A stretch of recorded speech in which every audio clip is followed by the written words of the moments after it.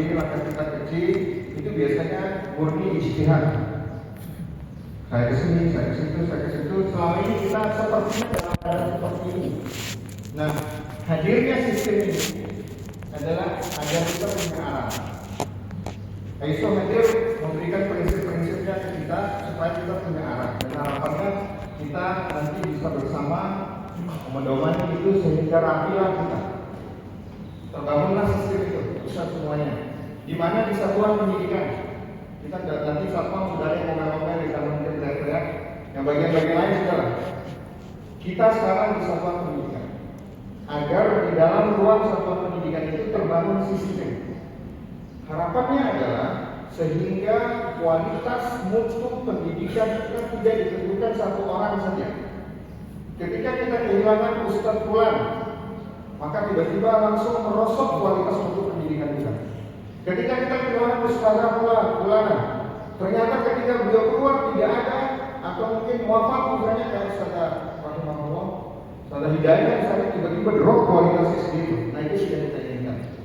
Kita ingin membangun sistem, siapapun ada di situ, kalau dia jalankan sistem ini maka garansinya dia inilah utama tentunya. Yang kemudian dalam garansinya adalah mutu. Mungkin seandainya selesai berada di sini, beliau sudah bangun pondok Lambidu di daerah Lambidu. Bukan berarti kalau dia tidak ada SD Putra akan hancur, bukan tidak. Dia dapat begitu. Oke. Apa tadi? Nah itu. Memang ini cepat aja kalau orang pulang umroh itu karena baru tahu. Tapi Ustaz dan sahabat sekalian, jujur kami sampaikan, membangun sistem itu tidak mudah. Karena erat beriringan dengan penolakan, mengganggu kenyamanan, mengubah yang biasa kita lakukan menjadi sesuatu yang baru. Itu adalah pekerjaan luar biasa dan harus kami akui. Dan hari ini mungkin ada sebagian kita ketika disajikan tentang ISO ini mungkin bisa jadi ada resistensi walaupun kecil.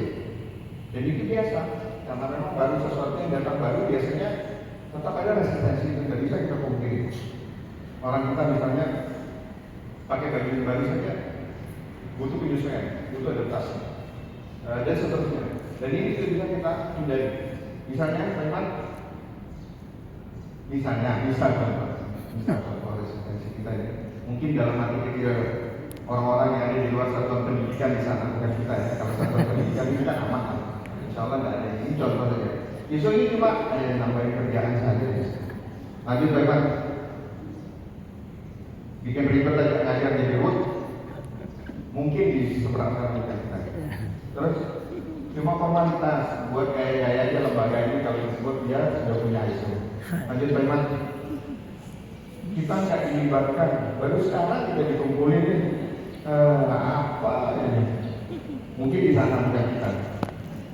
Ya karena ISO itu cuma segelintir orang saja.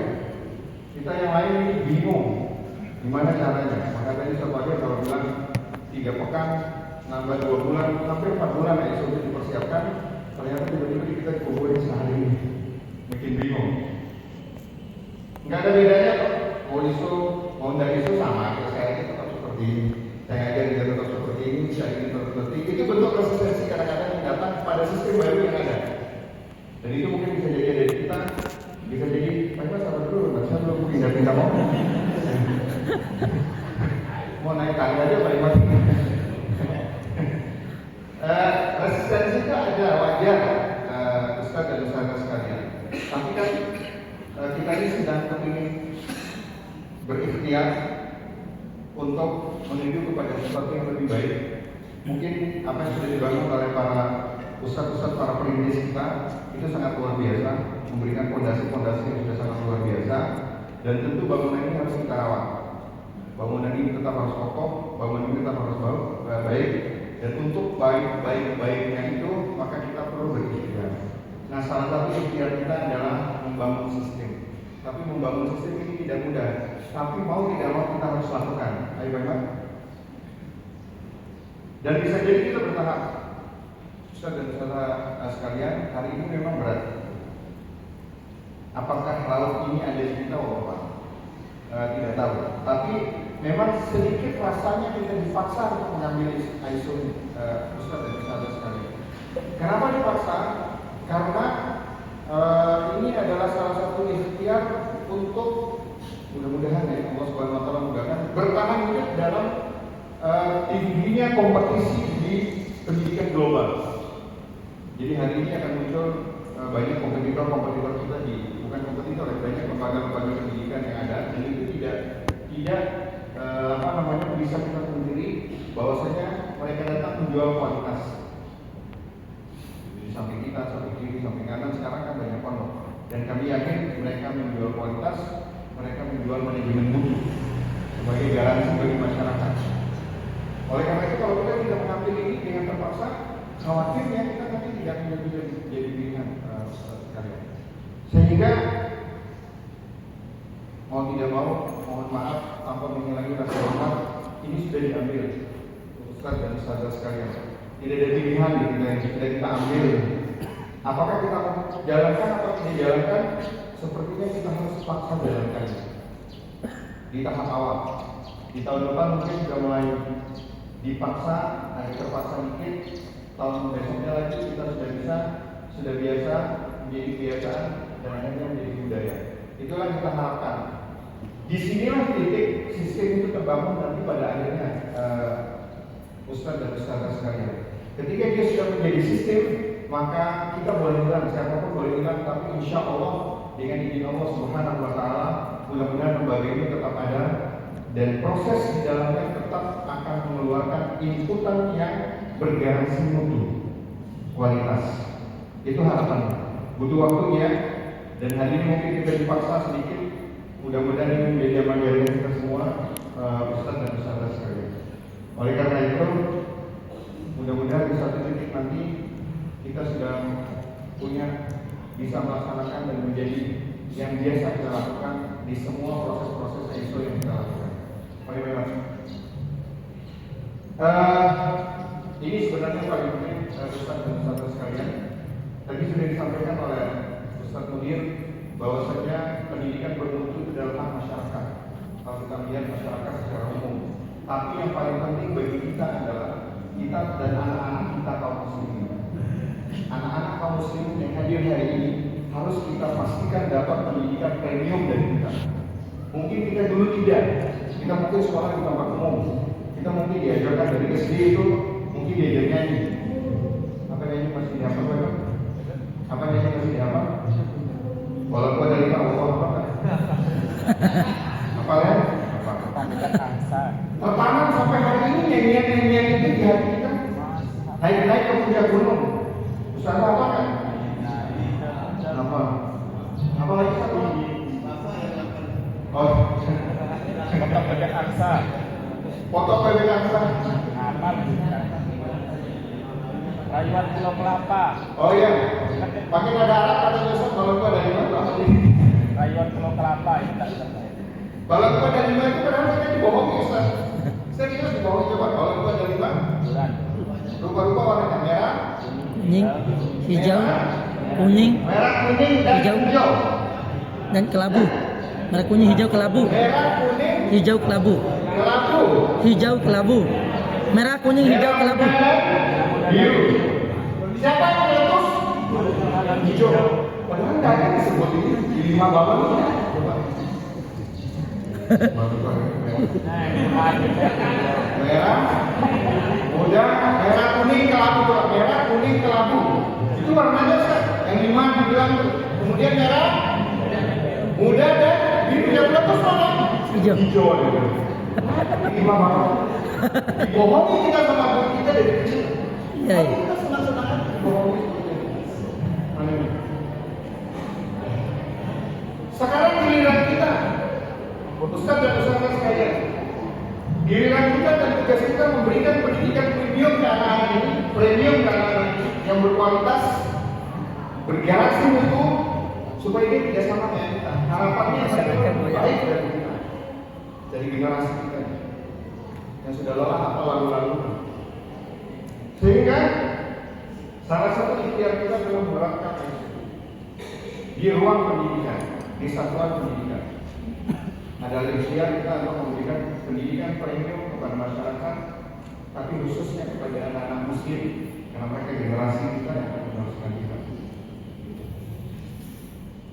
Baik, ada pengantar sedikit tentang sistem manajemen mutu ISO sudah disampaikan tadi. Tapi intinya, Ustadz dan Ustazah sekalian, ketika bicara tentang ISO 9001/2015, maka quality management system, yaitu sistem manajemen mutu yang dibicarakan. Bagaimana kita di dalam ini terus mengikhtiarkan semua proses, yang proses itu akan menjadi sebuah sistem, yang sebuah sistem itu nanti akan inputnya melahirkan produk berkualitas dan bermutu. Itu pada intinya. Nah, kita guru adalah tokoh utama dalam mewujudkan budaya mutu ini. Kita ini Ustaz dan Ustazah sekalian, tapi dengan kasih divisi-divisi yang lain. Ini hanya di sini. Seandainya mereka boleh, tidak ada sudah hilang aja dari pondok ini. Semua divisi yang tidak ada di masjid ini yang sedang tidak ada di masjid, kan kita guru di masjid. Iya, iya. Kita harus guru, tapi jangan kasih tahu mereka setelah balik. Mereka boleh keluar ukurannya dari Abu Hurairah ini, sudah pergi ke Malaysia, Korea, ke Jepang, kemana-mana sudah. Tapi kita jangan pergi, karena pendidikan itu tentang guru, sudah tentang guru. Kalau guru tidak ada pendidikan itu. Betul. Wallahi. Serius. Kalau guru tidak ada pendidikan itu. Banyak orang sukses yang lahir di bawah pohon bambu, tapi gurunya ada. Bukan masalah pohon bambunya keramat, bukan. Bukan. Tapi guru, ustazah Guru adalah tokoh utama dalam mewujudkan budaya mutu. Untuk memberikan pendidikan premium untuk kita atau utama Ustaz dan Ustazah sekalian, bos. Siapa tidak ada? Tapi coba mereka anggap semua lengkap ya. Ada dapur, ada satpam, ada. Iya, iya. Masuk pondok Al-Quran buat brosur menerima siswa sekian. Siapa yang ngajak? Tidak ada. Gurunya tidak ada. Tapi satpamnya lengkap nih. S1 satpam.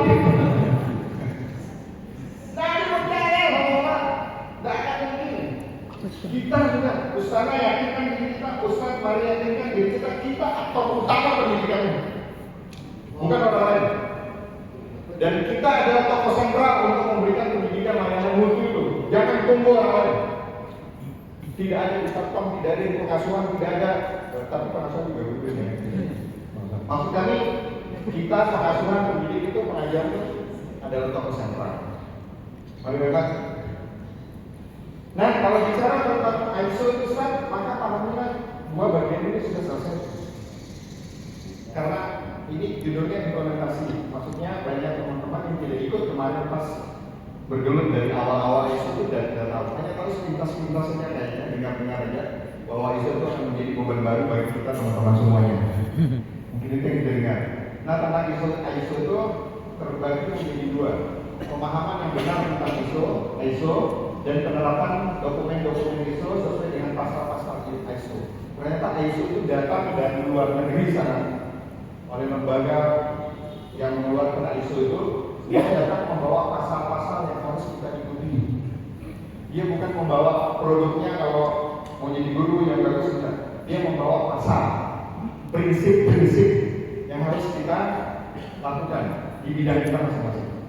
Serta di semua bidang itu dibawa. Nah, ini yang butuh kita pahami secara benar hanya sekitar 5. Nah, tentang ISO ini sendiri, kenapa diambil ISO itu kata itu? Nanti konsep mutu, konsep manajemen mutu itu kenapa disebut manajemen apa tadi itu sistem manajemen mutu? Kenapa disebut itu? Karena memang kita berporos pada mutu. Jadi apa itu mutu? Ya maksudnya mutu itu apa nanti di situ dia dijelaskan. Kemudian ada prinsip manajemen mutu tadi sudah dijelaskan oleh Ustaz Wadir. Ada 7 prinsip di manajemen mutu itu. Kemudian ada risk based thinking, RBT yang di hati kita itu, bukan? Ini adalah sebuah sistem yang ada di dalam lingkaran sistem manajemen mutu itu untuk mengajarkan kita mengambil, membuat keputusan yang sudah dianalisa risikonya. Nanti akan ada penjelasannya dan termasuklah nanti ketika kita di pasal 6 atau pasal 7 ISO itu dia bicara tentang analisa resiko dan sasaran mutu. Itu sama dia, analisa resiko dan sasaran mutu. Jadi kita ini, di guru kita itu nanti bisa jadi di bagian divisi atau pekerjaan kita ini dia mengandung resiko dari kita langsung.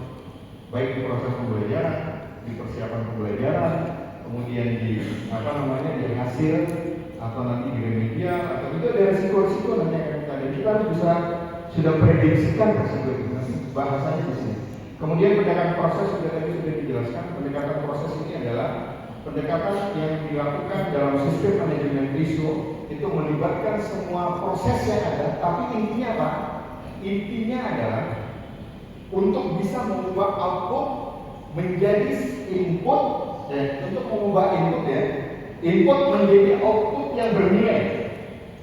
Anak-anak yang merupakan input kita itu dengan pendekatan proses ini, maka kita harus mampu mengubah dia berikhtiar lebih baik. Anak yang tadinya mungkin A itu dengan pendekatan proses kita dia akan menjadi output yang dia akan bernilai A+.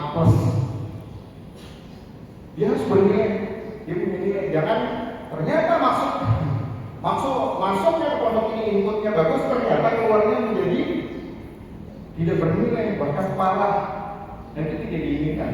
Kemudian dokumentasi proses ini maksudnya adalah semua proses yang kita jalankan di dalam sistem manajemen mutu itu harus terdokumentasi. Salah satu produk dokumentasi proses di ISO itu adalah prosedur. Ada prosedur kita jadi guru. Nah, hari ini kita bicara tentang nanti sasaran mutunya kita buat. Yang kedua adalah kita bicara tentang prosedurnya. Kami ingin lihat itu tentang pendekatan proses yang dimaksud.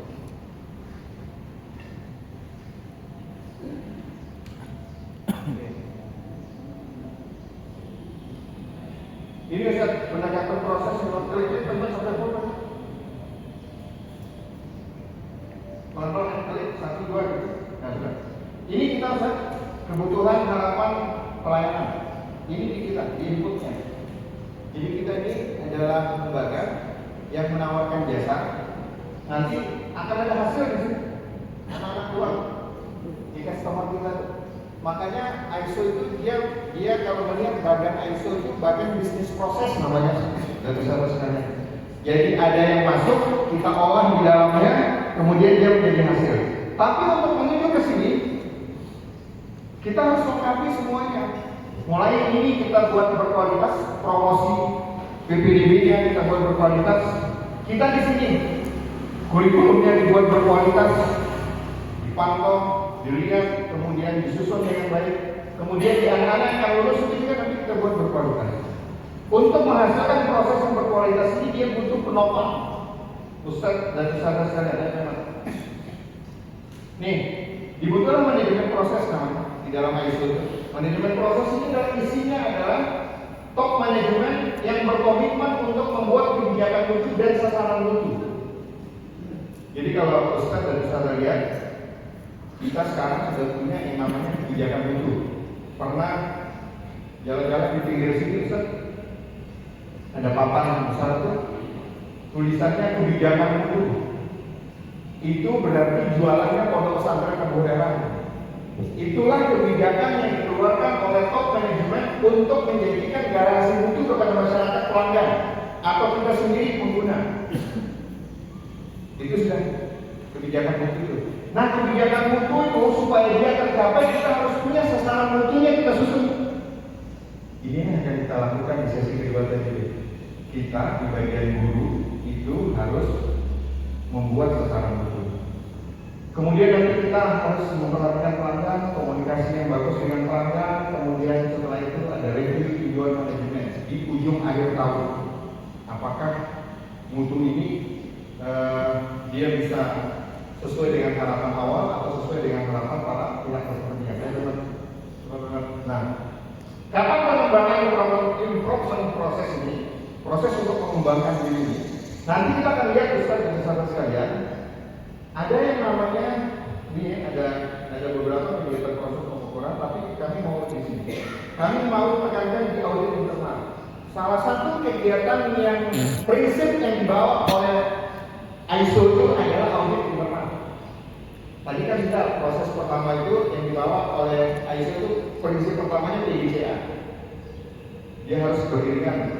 Semua lembaga yang mengambil ISO harus ambil PDCA itu, harus melakukan PDCA. Yang kedua, salah satu proses yang akan harus prinsip yang harus dijalankan oleh semua lembaga yang mengambil ISO adalah audit internal. Dia harus audit dirinya. Sudah ada instrumen auditnya, sudah dibuat, tinggal dicek di masing-masing guru dan masing-masing bagian. Itu akan ada tukang ceknya. Lahirlah nanti audit internal ini untuk melihat temuan-temuannya, apakah mayor, apakah minor. Oh ternyata di guru nanti bisa jadi kita dapat temuan apakah dia mayor, apakah dia minor. Dia laksanakannya prosedur itu apa tidak di guru. Kalau dia parah, ternyata tidak dilaksanakan dan berimbas kepada mutu, maka temuannya itu berarti mayor. Kalau pas turun pengecekan besok dari pusat dari Jakarta, ketika pengecekan itu, maka ketika kita dikategorikan mayor, maka sepertinya kita tidak direkomendasikan untuk memperpanjang kembali sertifikat itu. Karena ternyata kita sedang menurun di kualitas mutunya. Apa rekomendasi dia keluar? Rekomendasi dia keluar, perbaiki ini dulu, kami akan datang 3 bulan lagi untuk periksa. Kita ini Ustaz dan Ustazah sekalian, bukan tahun ini aja, itu kemudian setelah itu kita bisa bermimpi panjang, enggak 2 tahun. Tahun tadi kemarin sudah, besok tahun depan di bulan yang sama akan turun lagi audit eksternalnya dari Jakarta. Tahun depannya lagi turun lagi audit eksternalnya. Sampai 3 tahun kita muslimin lagi ulang seperti baru. Kemudian untuk 2 tahun berikutnya kita lakukan lagi semua proses ini. Berjalan terus seperti itu untuk menjaga kualitas ini. Kita konsisten tidak maksudnya melaksanakan ini. Jangan-jangan kayak tadi betul simpulkan di pertama tadi itu ngambil sertifikat aja ya. Jangan betul seperti itu. Tapi supaya tidak, maka kita harus melakukan audit internal, audit eksternal nanti dari pusat. Kemudian nanti kita harus terapkan ini uang ketidaksesuaian. Karena dari sinilah kita nanti bisa melakukan pengembangan. Di tempat belajar kita, Ustaz dan Ustazah sekalian, mulai besok pulang kita ini di tempat kita masing-masing setelah 2 hari ini, kita harus sudah akrab dengan form yang namanya form ketidaksesuaian. Bahwa ada ruang guru kita itu form itu ke tempat kita ngajar di dalam ngajar. Karena bisa jadi kita akan temukan ketidaksesuaian dalam proses pembelajaran kita. Ketika ketemu ketidaksesuaian dalam proses pembelajaran, ketidaksesuaian antara kita dengan murid kita, ketidaksesuaian dengan mungkin apa yang ada di ruang belajar itu, atau ketidaksesuaian dalam semua sistem yang ada di situ, maka tulislah dia di situ. Karena itu adalah proses untuk mencari akar masalah. Kita berlatih bagaimana untuk mencari ini masalah yang muncul ini supaya tidak selalu santri kita salahkan, supaya tidak selalu faktor apa yang selalu kita salahkan, tapi kita cari dia belajar. Oh ini ternyata di pelajaran saya bahasa Arab misalnya atau agama tadi pas saat belajar ternyata kami temukan ada santri yang nilainya ternyata hanya dapat 2. Tulisannya di situ. Dan ini tidak sesuai dengan prosedur berapa. Karena kan kita punya target dan prosedur berapa nanti kita belajar kan. Nah, dicarilah akar masalah kenapa dia bisa begini. Atau kita temukan santri ngantuk misalnya, dia tidur. Kan banyak kita temukan. Selama ini kan kita pendam di dalam hati sambil kita cerita di ruang guru. Kemudian akhirnya kita membangun permusuhan dengan anak yang bersangkutan. Jangan masuk ya, besok ya, Ustaz nggak mau lihat batang hidungnya di kelas menjawab. Kalau masih tidur, itu cara penyelesaian kita masalah selama ini. Tapi setelah ISO, Ustaz dan Ustazah sekalian tidak lagi seperti itu. Kita justru diminta untuk mencari akar masalah kenapa Pulana ini terlalu lelah di dalam pembelajaran Ustazah. Kenapa Pulana ini terlalu enak, nyaman tidurnya bersama Ustaz di ruang pembelajaran. Cari dia masalahnya. Kenapa dia nggak pernah ikut kegiatan olahraga misalnya? Cari tulis di form akar masalahnya. Ketidaksesuaian namanya formnya dan tindakan koreksi, tindakan perbaikan. Kita tulis masalahnya, kita cari akar masalahnya, baru setelah itu kita berikan solusi perbaikannya. Kita kasih rekaman. Setelah kita ISO kita akan seperti ini. Jadi tidak ada lagi ngomel-ngomel ke anak-anak, tidak ada. Karena kita akan belajar untuk memecahkan masalah. Sampai akhirnya semua support akan terjadi dan kita berharap hasil pelayanan kita itu bermutu dan berkualitas. Ustaz dan Ustazah sekalian. Oleh karena itu, Hari Firman, Ustaz dan Ustazah sekalian, lanjut terus.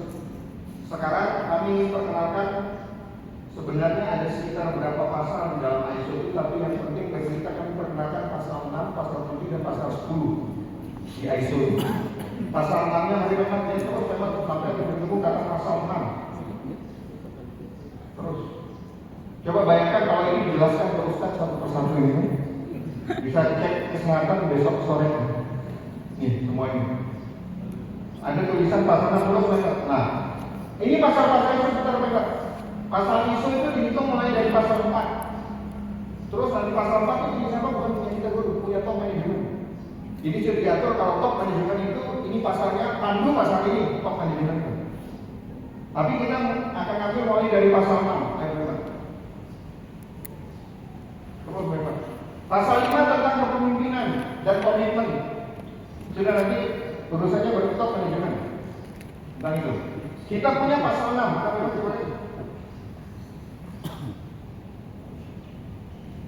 nah, perencanaan. Terus memang. Nah, oke. Terus memang. Terus. Lanjut terus. Terus memang. Nah, menangani risiko dan peluang. Coba lihat formnya memang lanjut terus. Sasaran dulu, oke. Jadi pasal 6. Pasal 6 dia ISO itu namanya perencanaan. Itu yang kami maksud terus memang poin dia. Ustaz dan saudara sekalian, di ISO itu dia membawa banyak pasal. Sampai pasal berapa? Satu lebih 10 kalau tidak salah ya. Lupa, nanti kita lihat ada berapa. Sekarang di sesi ini kita akan coba bekerja untuk pasal 6. Karena ini ada di semua divisi. Semua divisi baik guru, UKS, apa saja di dalam organisasi itu, maka dia wajib membuat ini sasaran mutu dan rencana pencapaian. Wajib. Jadi kita ini bisa jadi guru sebelum masuk nanti tahun ajaran baru sebenarnya waktu kita di kelas itu tapi tidak apa-apa.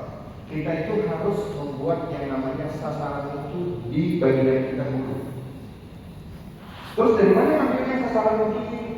Ustaz dan saudara sekalian, sasaran mutu ini sebenarnya setiap bagian yang akan kita tulis menjadi sasaran yang akan kita kerjakan di tahun pelajaran ini 1 tahun untuk dia bisa berkontribusi kepada kebijakan mutu yang dibuat oleh pesantren.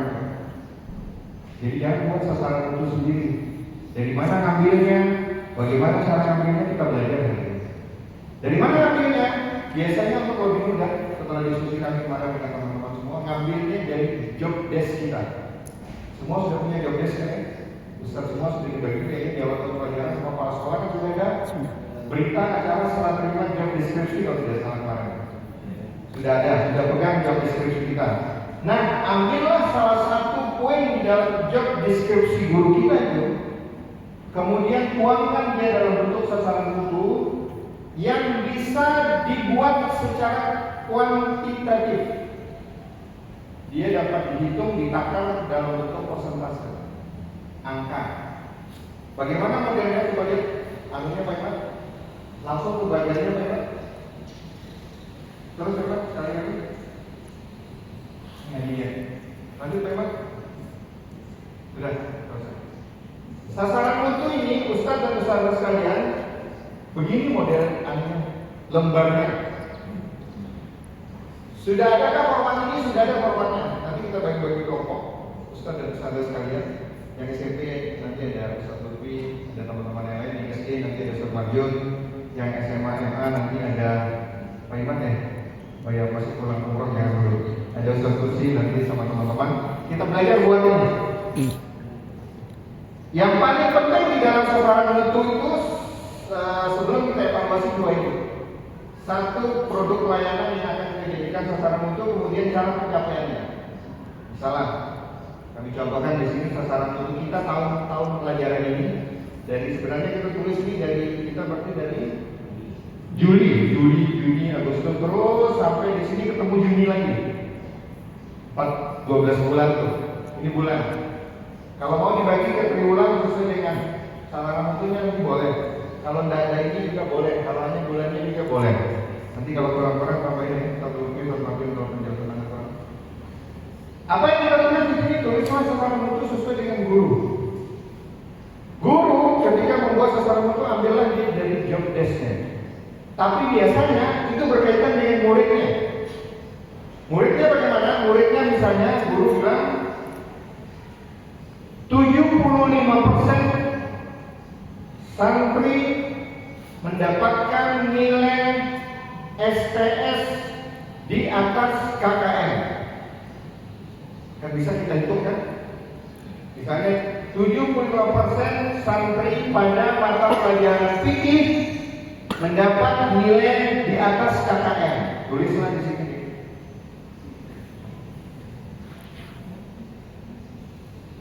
Berarti yang kita hitung itu nilai apa? Tadi STS. Kapan kita melaksanakan STS? 3 bulan sekali kan? Berarti jangan tulis di Juli nanti hasilnya. Hasil STS murni kita itu tulislah nanti capaiannya berapa persen. Sebenarnya di sini ada 3. Ada target kita 75%, nanti tercapai berapa persen, kemudian baru nanti komparasinya berapa persen capaiannya. Ada 3 kolom. Coba lihat banyak. Ada format lain selain